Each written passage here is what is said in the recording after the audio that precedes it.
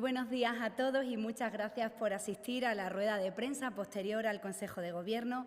Paso a informarles de los asuntos tratados en la reunión de hoy. Desde la Junta de Extremadura seguimos mejorando nuestra respuesta ante los incendios forestales. La prevención es, sin duda, la mejor herramienta para proteger nuestro patrimonio natural y nuestro medio rural. Desde nuestra llegada al Gobierno aumentamos cada año la inversión hasta alcanzar en los presupuestos del año 2026 los 116,8 millones de euros para labores de prevención y para la extinción. A esa cantidad se suman otros 3 millones para el Plan de Ordenación de Recursos Humanos, que prevé la creación de 85 nuevas plazas de bomberos forestales que se unen a las 138 plazas durante el año ya creadas. Además, desde 2023 hemos duplicado el número de aviones anfibios y ya son 4 con los que contamos para dar una respuesta rápida y eficaz contra el fuego. Hemos adquirido 92 nuevos vehículos y acabamos de inaugurar el nuevo Centro Operativo Regional, dotado con la última tecnología para coordinar toda la gestión relativa a los incendios. Para la Junta de Extremadura es fundamental que los trabajadores del Infoe desarrollen su labor en las mejores condiciones de seguridad. Y en esta línea, hoy hemos dado un paso más al autorizar la renovación del vestuario que los bomberos forestales necesitan para realizar labores preventivas durante la época de peligro bajo.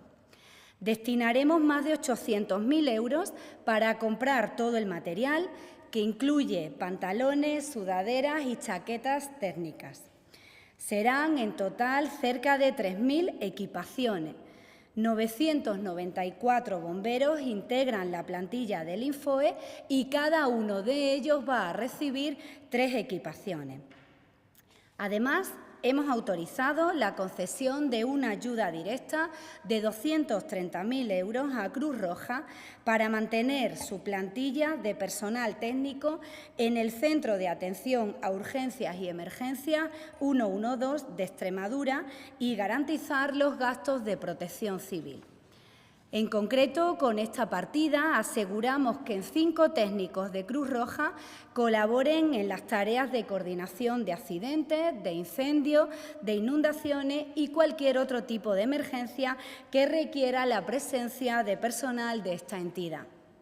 La cuantía sube un 13% con respecto a la de años anteriores. De este modo, reforzamos nuestro compromiso con la mejora de la respuesta ante todo tipo de emergencia.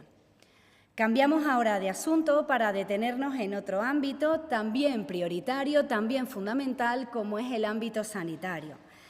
Hoy hemos dado un paso decisivo para que 2 nuevas infraestructuras de gran interés público sean una realidad lo antes posible en nuestra región.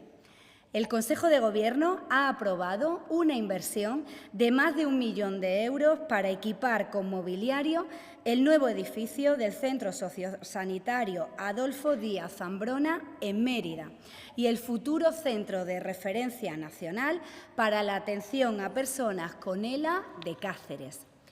Esta inversión va a permitir dotar a ambos centros de todo el equipamiento necesario para su funcionamiento. Hablamos de camas hospitalarias articuladas, de colchones, de mobiliario clínico, de electrodomésticos y demás material para que pacientes y profesionales dispongan de unas instalaciones adecuadas, unas instalaciones modernas, funcionales y adaptadas a sus necesidades. Estos 2 recursos sanitarios se encuentran ya en su fase final. Abrirán sus puertas en los próximos meses y van a ofrecer, sin lugar a duda, la mejor atención asistencial desde el primer día a pacientes con enfermedades mentales y a pacientes con ELA. Junto a estas actuaciones, actualmente en el Centro de Personas con ELA se están también instalando grúas de techo en las habitaciones.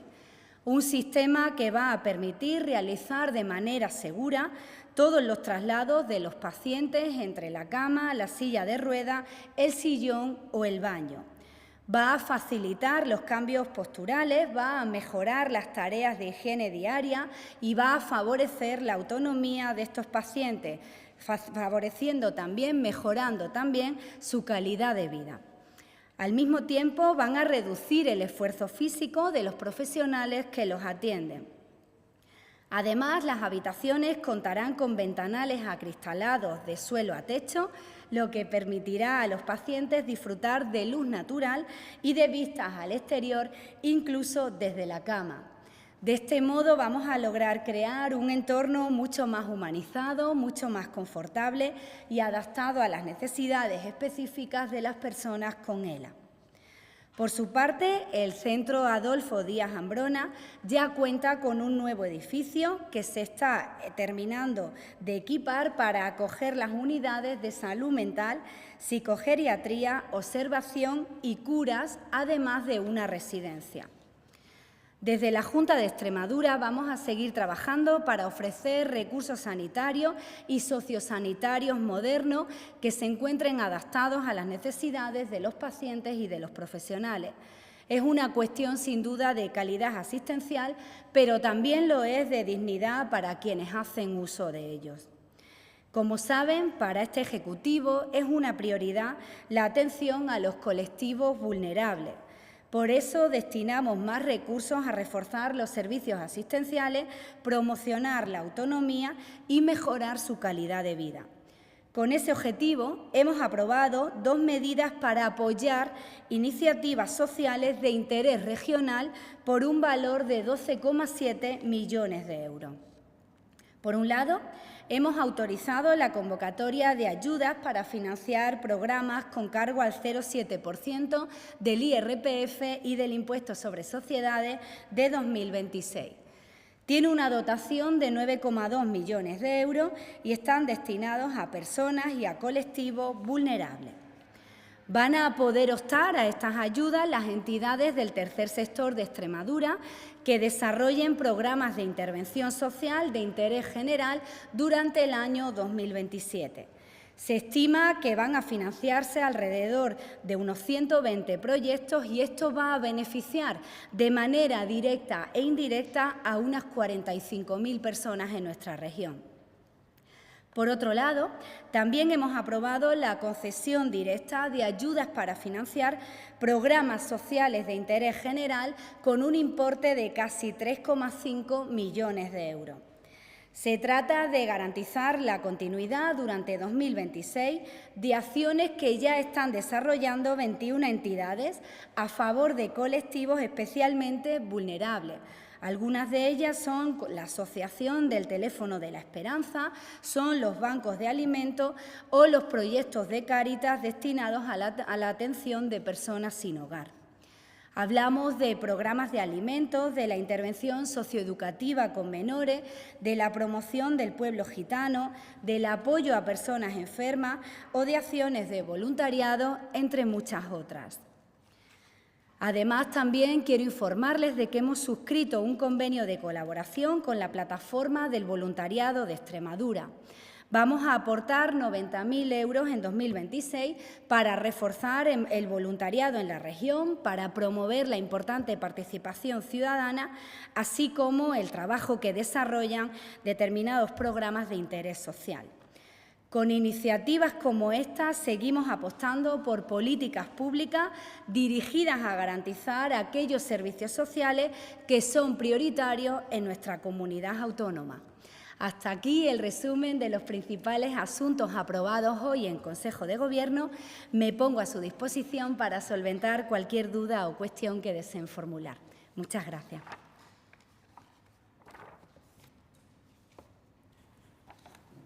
Buenos días, consejera.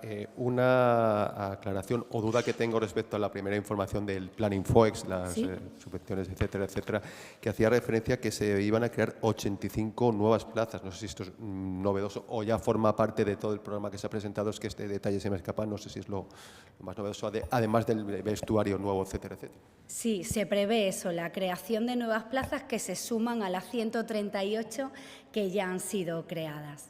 Ahora le trasladamos exactamente, si quiere, la información más precisa.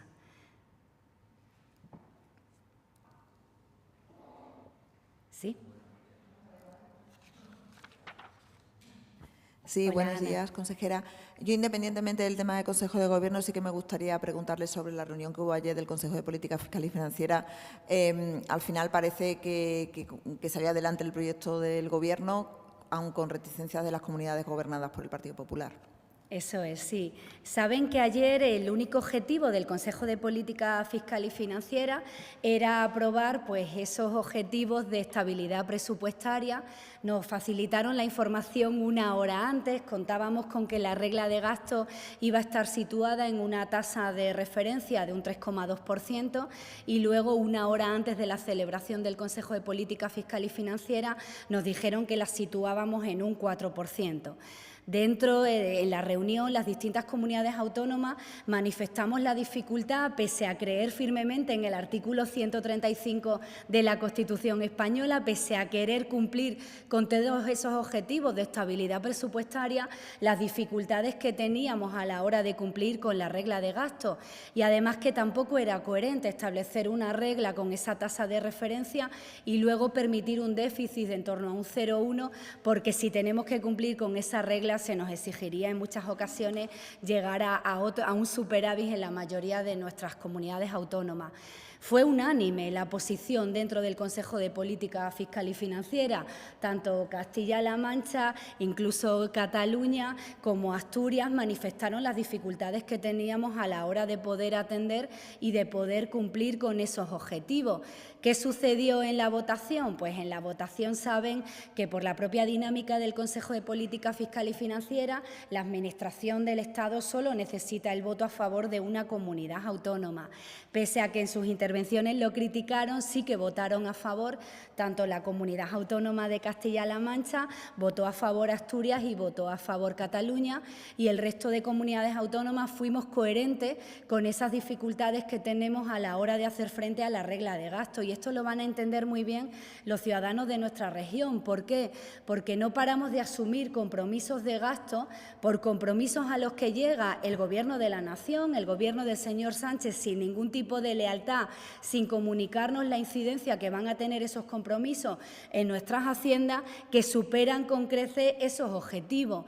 Si analizamos la subida salarial, ya sabemos que el impacto que va a tener en el año 2027 es de un 4,5%. Si a todo eso le sumamos la falta de financiación de la atención a la dependencia, que sí se financia al 50% en otras comunidades autónomas, como saben, como es el País Vasco, y que en nuestro caso supone que nos sigan debiendo en torno a 200 millones, pues eso lastra sin duda nuestras posibilidades y que cumplamos con esos objetivos de estabilidad presupuestaria. La bajada de las ratios en las aulas, el impacto presupuestario que va a tener el plan de vivienda, todo eso son compromisos estatales que finalmente redundan en un mayor esfuerzo en nuestras cuentas, y lo que nosotros trasladamos fue, por supuesto, compromiso total de Extremadura con cumplir con esos objetivos de estabilidad presupuestaria, pero las dificultades de que con nuestro presupuesto y en la situación actual podamos llevarlo a efecto. Ana, también abordamos la necesidad de reformar el sistema de financiación autonómica. Es necesario que todo se ponga encima de la mesa, porque establecemos esos objetivos, esa situación financiera, sin que abordemos con cuántos recursos finalmente vamos a contar. Yo les recuerdo la aberración que supone que en nuestra comunidad autónoma lleguen 0 euros de 21.000 millones. 0 euros de 21.000 millones en ese pseudomodelo que nos presentó la anterior vicepresidenta. Yo espero que el señor ministro de Hacienda se tome en serio su trabajo, que presente un modelo de financiación autonómica en el que nos encontremos todas las comunidades autónomas adecuadamente representadas y que, por supuesto, no escenifique lo que vivimos, que era que el separatismo catalán había establecido un modelo a la carta y que todas las comunidades autónomas, también las del Partido Socialista, 14 comunidades autónomas, más las ciudades con estatuto de autonomía, votamos en contra a ese modelo. No tenemos información todavía, saben que nos emplazaron a unas reuniones bilaterales, nuestra posición es multilateralidad siempre, porque es lo que dice la Constitución y porque lo que es de todo se debate en un órgano en el que estemos todos representados, y estamos deseando conocer esa parte tan importante de todo lo que está en juego, que es finalmente que se presten los servicios públicos de calidad. Salió adelante, creo que hoy fijan el techo de gasto y continuarán con la tramitación del presupuesto del año 2027. Gracias, Ana. Óscar. Ah, que tienes que grabar. Bien.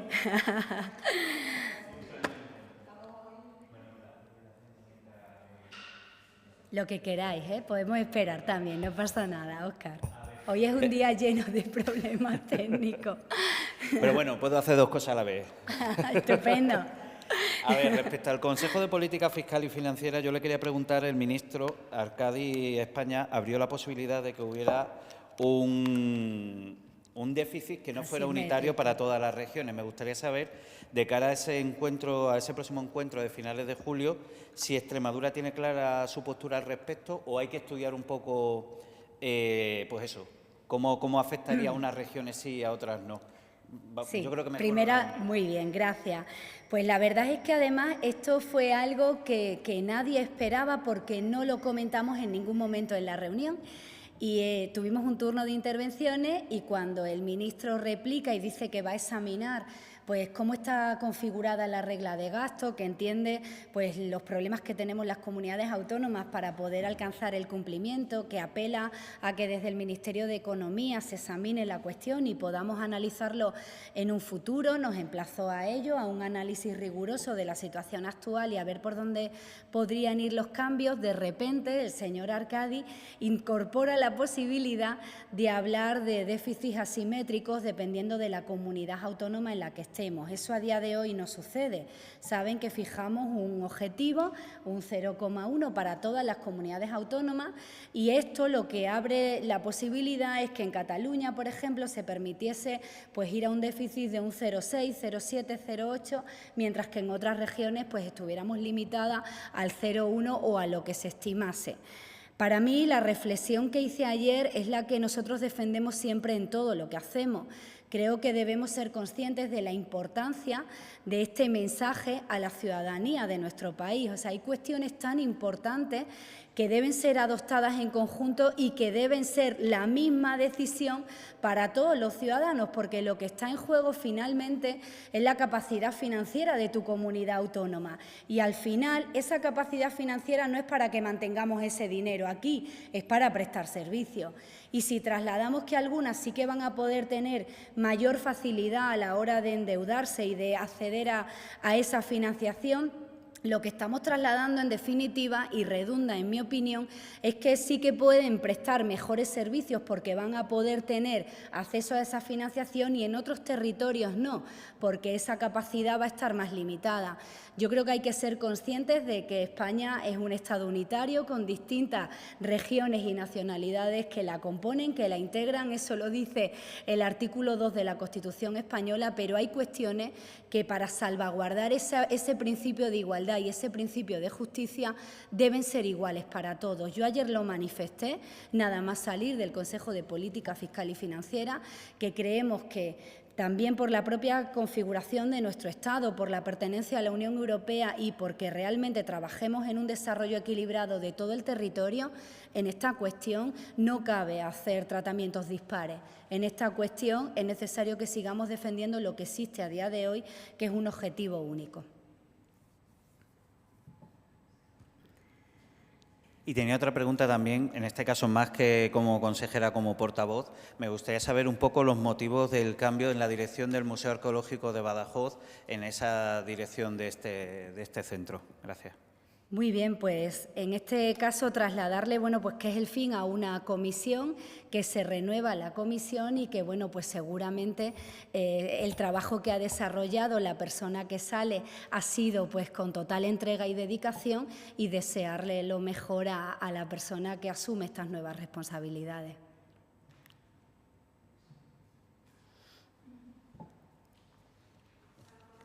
Gracias. ¿Alguna cuestión? ¿No? Venga, pues que pasáis un caluroso día en nuestra región y lo afrontéis del mejor modo posible. Gracias a todos.